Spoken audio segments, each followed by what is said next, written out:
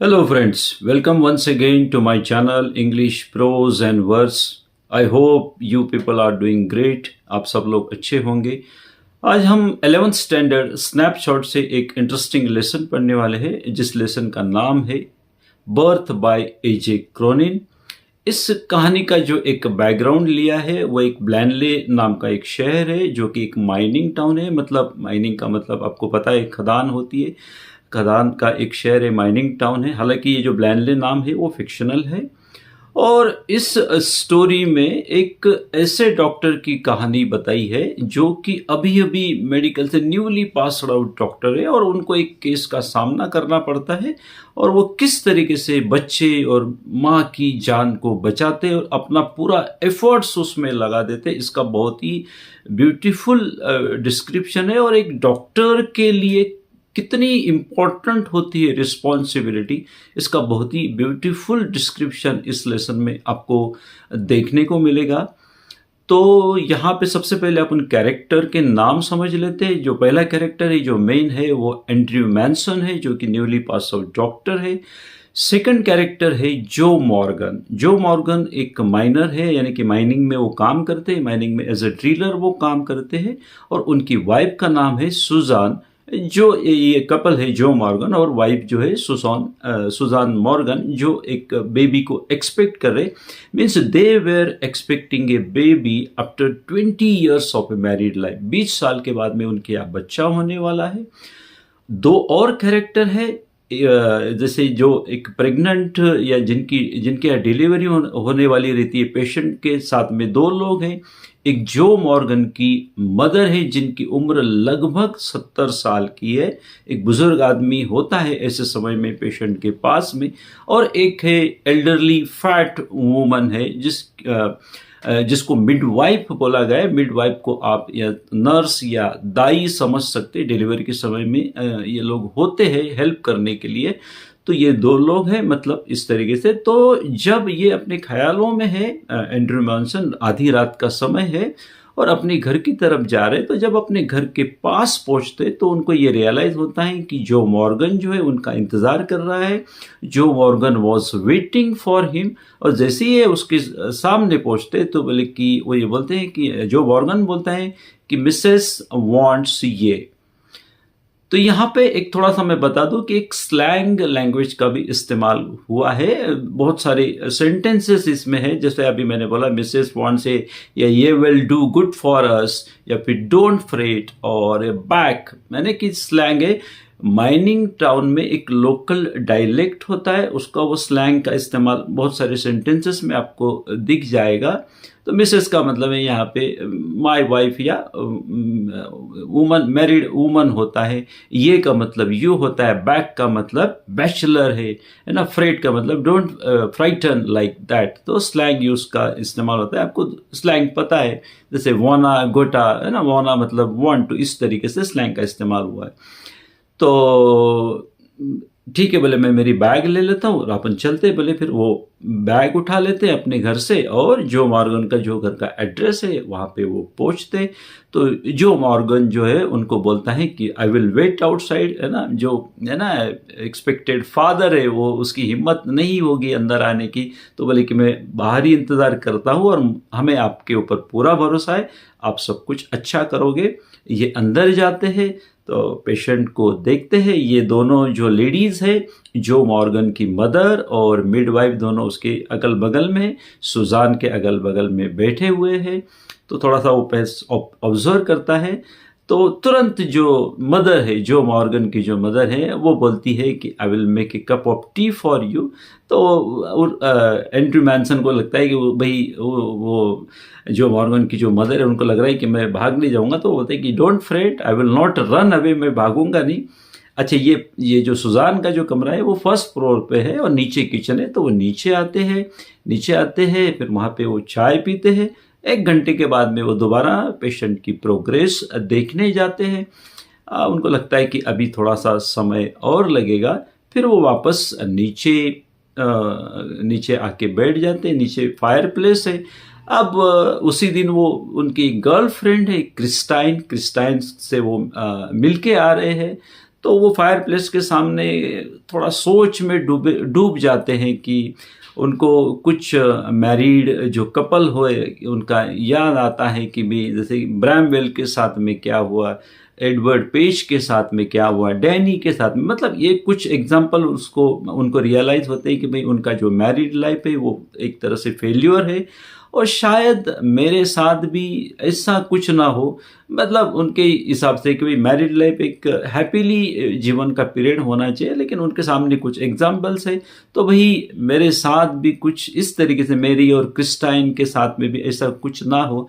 तो वो fire place को देखते हुए ये ख्यालों में खो जाते हैं। सिर्फ घड़ी की टिक टिक चल रही है और जो ग्रेट होता है, फायर प्लेस होता है, उसमें कोल बर्निंग का एक थोड़ा सा रसल काइंड ऑफ, जब कोयला जलता है तो कोयला टूटने की आवाज़ आ रही है, तो वो कोयला टूटने की आवाज़ आ रही है, घड़ी टिक टिक टिक टिक कर रही है, टिक टॉक चल रहा है, वो साउंड है।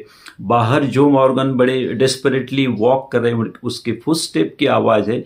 और वो क्रिस्टाइन के ख्यालों में डूब के, सोच में, जब आदमी सोच के कुछ गहरी सोच में होता है तो क्या करता है, अपनी चिन को ऐसे अपने हाथों में पकड़ के ऐसे यूं ख्यालों में खो के बिल्कुल शांत तरीके से बैठा रहता है और वो सोचते रहते कि क्रिस्टाइन के बारे में कि हमारा जो मैरिड लाइफ है उसका क्या होगा। तो वो क्रिस्टाइन के ख्यालों में इतने खोए हैं, अचानक से जो मॉर्गन की जो मदर है उनको बोलती है कि सुजान ने ये कहा था कि उसको क्लोरोफॉर्म ना दिया जाए क्योंकि क्लोरोफॉर्म से बच्चे को हार्म हो सकता है।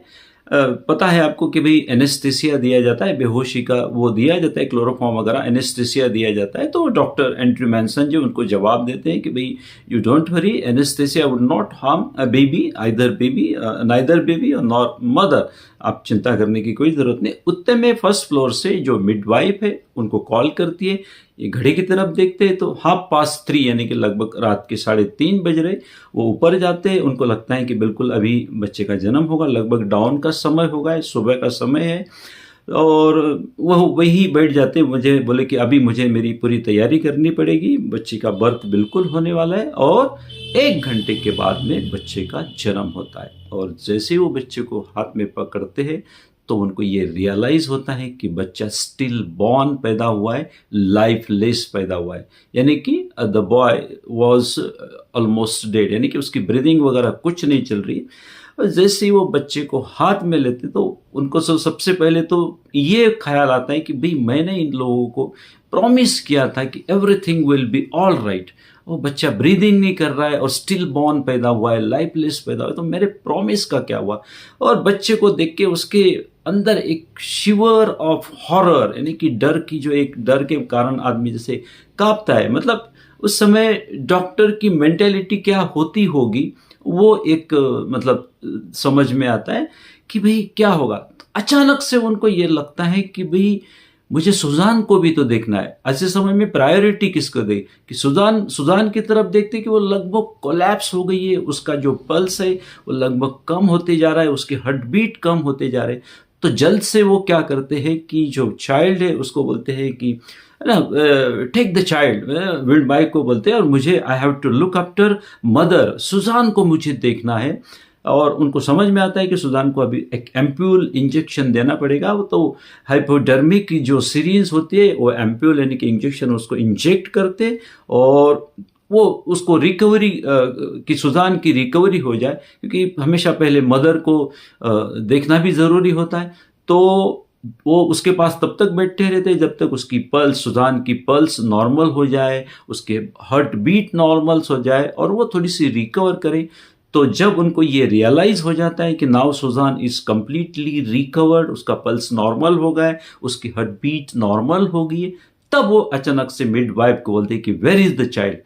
अब चाइल्ड, मिडवाइफ को तो ये है कि भाई ये उसके दिमाग में है कि the boy is born, still born, मतलब वो तो मरा हुआ, लाइफलेस है।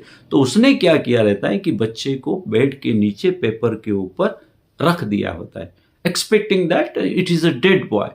तो जैसे वो नीचे झांकते एकदम से सडनली बच्चे को वो पुल करते हैं, पुल करके उसको हाथ में पकड़ते हैं और उसको एक तरह से ऑब्जर्व करते। बच्चा जो है परफेक्टली फॉर्म है, यानी कि उसके सारे जो बॉडी पार्ट्स है ऑर्गन से वो वेल डेवलप्ड है, परफेक्टली फॉर्म बच्चा है, उसकी जो स्किन है एकदम स्मूथ टेंडर नाजुक है, लेकिन लाइफलेस है, बोनलेस जैसा लग रहा है। उसकी जो गर्दन है जैसे कि स्पाइन नहीं रहती, रीढ़ की हड्डी नहीं रहती, तो छोटे बच्चों की गर्दन बिल्कुल ऐसे है ना, जैसे कोई सपोर्ट ना हो, ऐसे लोलिंग करती है हवा में, ऐसे अपने आप ऐसे वो हो रही है।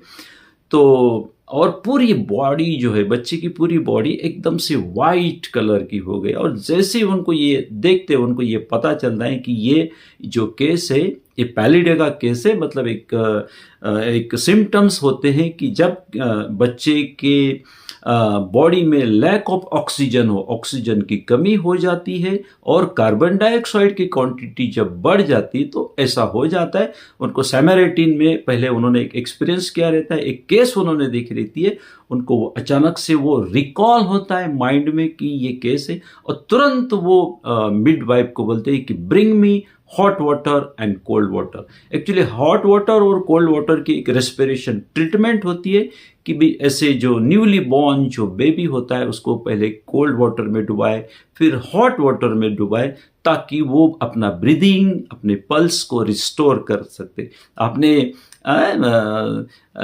3 इडियट्स फिल्म बिल्कुल देखी होगी, उसमें तो है ना ऑल इज वेल करके बच्चे को आ जाता है, खैर वो फिल्म है, तो बस वही सीन है, तो बहुत ही है ना टेंस वाला माहौल हो जाता है। और फिर वो प्रोसेस चालू करते हैं, 15 मिनट तक लगातार वो बच्चों को उठाते हैं, गर्म पानी में डिप करते हैं, गर्म यानी कि नॉर्मल स्टीम रहती है ताकि बॉडी को सहन हो सके, और फिर कोल्ड वाटर में ये बारी बारी से फ्रिक्वेंटली इस यहाँ से निकालना, और ये लगभग 15 मिनट तक वो कंटिन्यूसली करते जाते हैं। और धीरे धीरे उनको ऐसा लगता है कि sense of defeat was occurring in his mind and body. धीरे धीरे उनको लगता है कि शायद मैं हार जाऊंगा, अब मैं I was not able to recover the breath of a dead child, यानी कि बहुत परेशान हो जाते हैं।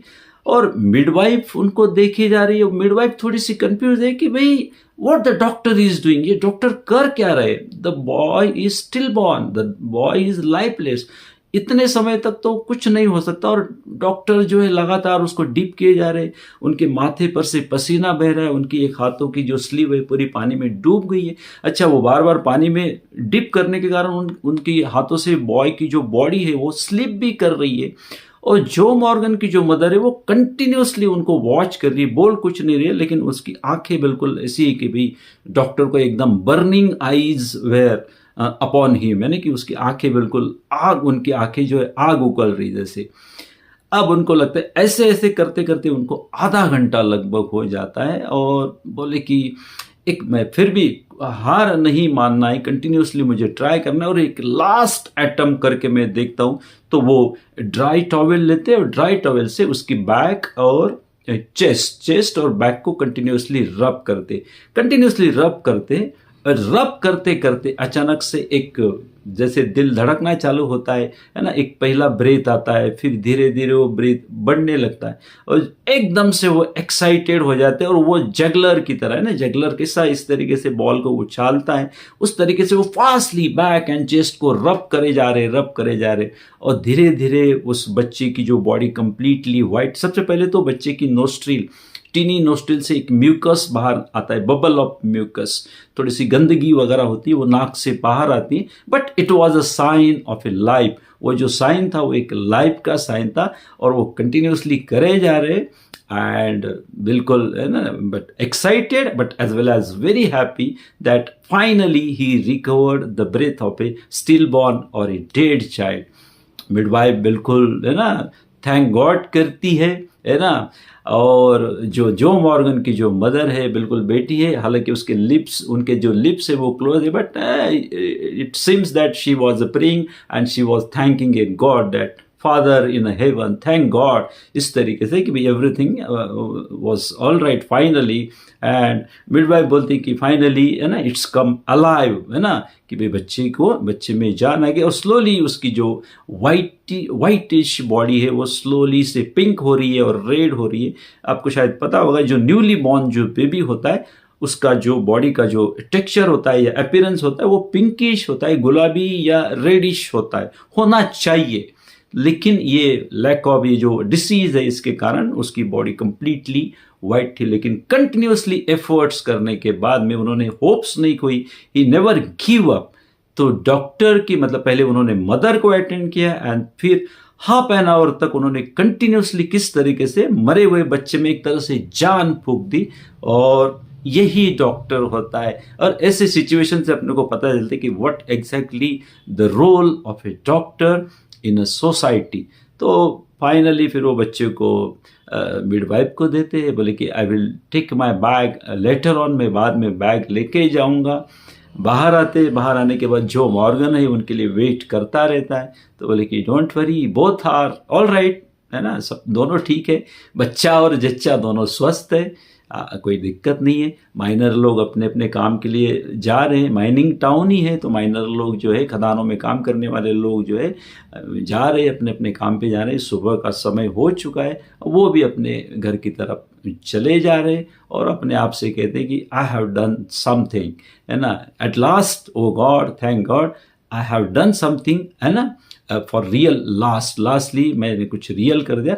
मतलब kind of a satisfaction, kind of a contentment उनके मन में आता है कि भाई हाँ, थैंक गॉड, मैंने आज जीवन में कुछ किया, वाकई में कुछ अच्छा किया, वाकई में कुछ रियल किया। वो जो सेटिस्फैक्शन है वो डॉक्टर ही जान सकता है कि उसने एग्जैक्टली क्या किया। So it is a very beautiful and interesting story, Birth by A.J. Cronin. I hope you understood the lesson completely. You know that I am a blogger too, और जो भी वीडियो मैं अपलोड करता हूँ उसकी return link में difficult word meaning, glossary, summary और textbook के और एक्स्ट्रा क्वेश्चन आंसर्स भी मैं डाल देता हूँ। आपको बस क्लिक करना है और you can avail the facility of a written question and answer. Thank you very much for watching my video. See you in the next video. Till then, goodbye and take care.